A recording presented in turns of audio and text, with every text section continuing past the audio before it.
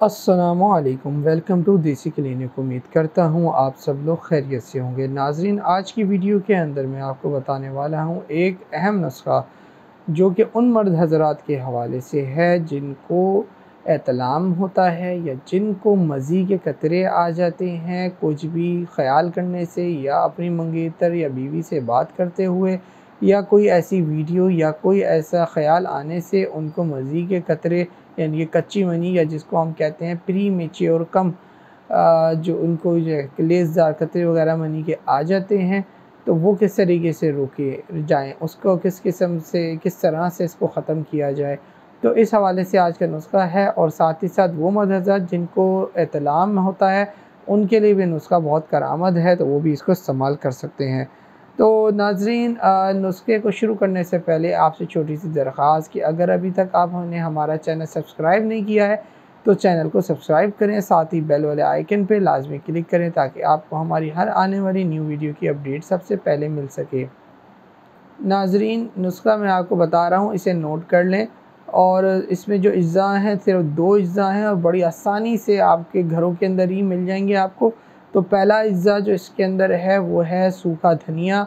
ये ऐसा आइटम है, ऐसा अज्जा है जो कि हर घर में और हर खाने के अंदर ही डलता है, तो ये आपको आसानी से आपके घर में मिल जाएगा।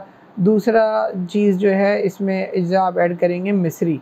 अब मिश्री अगर आपके घर में अवेलेबल है तो अच्छी बात है, अगर अवेलेबल नहीं है तो आप पंसार की दुकान से ले सकते हैं। तो चीनी इसमें हम ऐड नहीं कर रहे, तभी आपको मिश्री बताइए, चीनी इसमें हम ऐड नहीं करेंगे, हम इसमें मिश्री को ऐड करेंगे। तो अब नुस्खा तैयार कैसे करना है जनाब? नुस्खा तैयार करना ऐसे कि आपने दोनों अज्जा बराबर वज़न के लेने हैं, यानी कि 100 ग्राम अगर मिसाल के तौर पे आप हरा धनिया ये सूखा धनिया ले रहे हैं तो इसी तरीके से आपने 100 ग्राम जो है वो मिश्री लेनी है। ये दोनों चीज़ें आपने मुकम्मल ग्राइंड यानी कि इसका सफ़ूफ बना लेना है, इसका मुकम्मल पाउडर बना लेना है।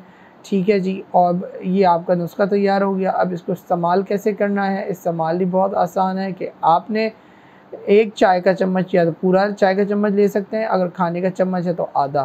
तो ये आपने सुबह के टाइम पानी में मिला के ले लिया, जैसे शरबत या दूध में। इसी तरीके से आपने शाम या रात के टाइम भी एक दफ़ा ये इस्तेमाल कर लिया इसी तरीके से।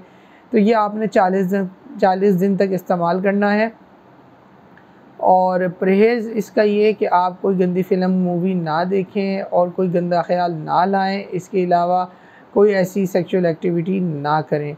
और जो शादीशुदा हज़रात हैं वो तो सेक्सुअल एक्टिविटी कर सकते हैं, मसला नहीं है, लेकिन जो गैर शादीशुदा हज़रात हैं तो वो ऐसी, या तो अगर किसी मंगेतर वगैरह से बात करते हैं तो ना करें ऐसी बातें, और कोई ऐसी मूवी या ऐसे ख़्याल ना करें। और इसका एक फ़ायदा ये भी है नुस्खे का कि इस तरह के ख़यालात जो होते हैं, जो गंदे ख़यालात होते हैं, उनमें भी जो है आपको कमी आएगी।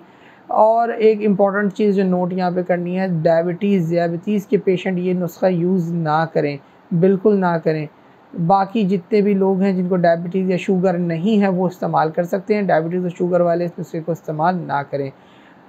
और नाज़रीन, इसको इस्तेमाल करें, 40 दिन तक इस्तेमाल करना है। वीडियो में नीचे कमेंट करके ज़रूर बताएं। इस वीडियो को ज़्यादा से ज़्यादा शेयर करें दोस्तों में, अपने फेसबुक, सोशल मीडिया, अपना इंस्टाग्राम, व्हाट्सएप ग्रुप्स के अंदर ज़्यादा से ज़्यादा शेयर करें ताकि ज़्यादा से ज़्यादा लोगों तक ये मैसेज पहुँचे और वो इससे फ़ायदा उठा सकें।